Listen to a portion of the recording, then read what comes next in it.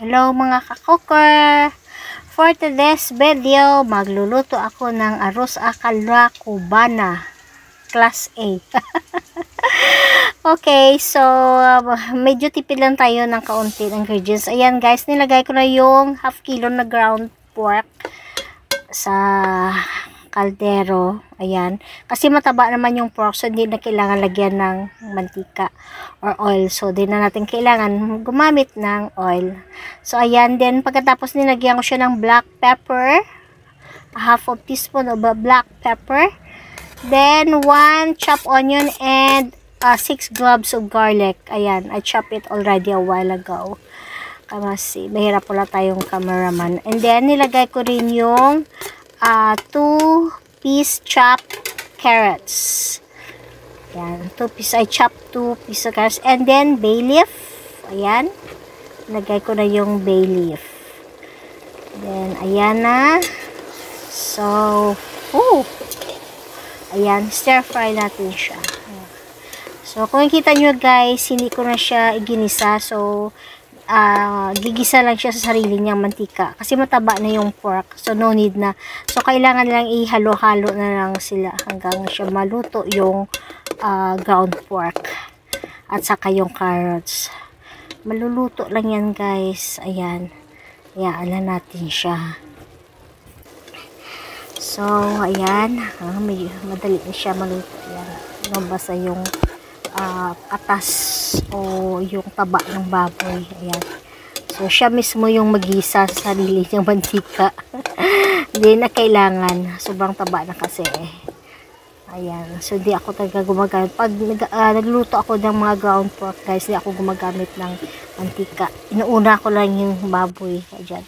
So, gigisa lang siya sa sarili ng mantika. Ayan, nilagyan ko siya ng green peas. 1 can green peas. At saka 1/4 kilo na or 1 cup raisin. Ayan, nilagay ko na yung raisin dyan. Ayan, then lagyan ko siya ng 1/4 cup na toyo.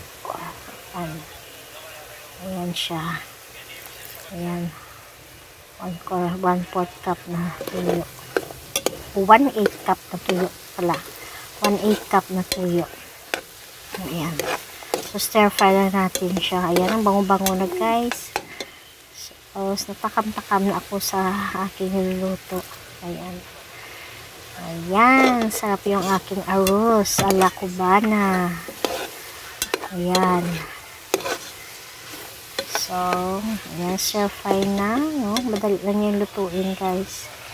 And then, syempre, lagyan natin siya ng kaunti ko parang kulang ata lagay ko. Then lagyan natin siya ng tomato sauce. Ayan.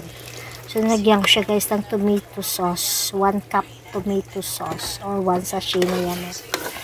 Ayan. 1 cup tomato sauce. Yung lagay natin dyan. Ayan. So naglagay din ako dyan guys ng 1 tablespoon na sugar. Kanina hindi siya na-videohan kasi isa na yung kamay ko. Mahirap. Ayan. So, nagsi-stir fry. Yung kabilang kamay, naghawak ng ng ladle din. Yung kabila naman yung camera. Ayan. So, madali lang siya maluto, guys. Ayan. Tingnan nyo. O, diba? Sarap So, yan yung aking arroz ala cubana class A. Thank you for watching.